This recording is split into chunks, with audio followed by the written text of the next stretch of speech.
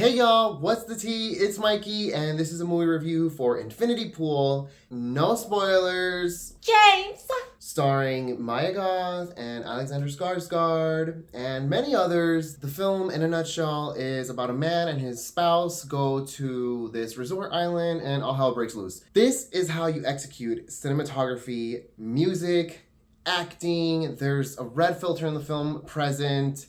I definitely loved Alexander Skarsgård and Maya Goth in this.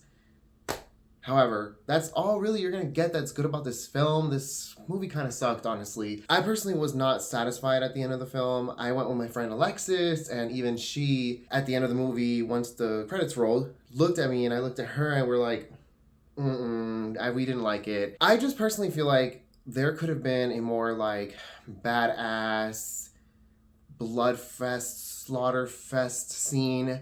Maybe even at the end, that would have been kind of like the worth it kind of moment. And I just feel like I didn't get that personally. I think that's what this film was really lacking. And there was somewhere in the midpoint where I was like really rooting for the film and I was thinking like, oh, this is gonna go someplace. And it really doesn't. It actually kind of has like a cut to it that happens. And also present in this film is something that I really, really dislike in movies are the kaleidoscopy, trippy, psychedelic scenes. I personally don't think it adds anything to the film. Maybe if these scenes had some sort of story element to it or added to the story itself or something like that along the lines, or there was something that you can miss if you don't catch it type of thing in these kaleidoscopic, trippy scenes, then sure, why not use it if you want. But for the most part, I feel like seeing it once to convey a character's lack of vision, so to speak, then okay, sure, I'll take it. But once it starts to get repetitive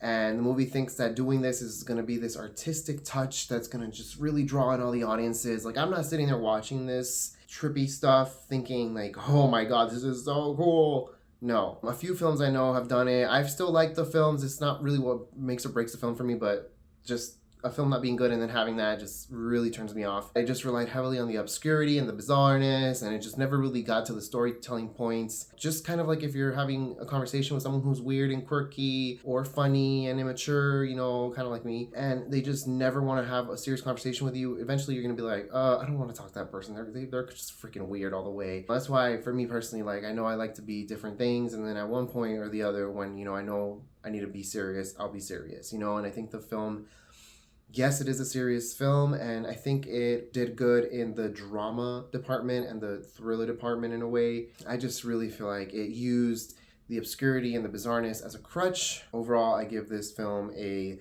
3 out of 10. That hurts my soul because I really was excited for this movie and I feel like it's such a missed opportunity. I don't regret that I saw it in theaters because this is definitely a film, like it's just so grand and just so beautifully shot and beautifully sounding. Like I think the sound department did a pretty good job. I think you definitely should watch this in theaters, but just know that you're probably not going to get a good film out of this. I don't per se recommend the film, but I also won't just tell you don't go watch this. I would not rewatch this film and I would not own the Blu-ray. All right, y'all. Good luck. Take care and peace.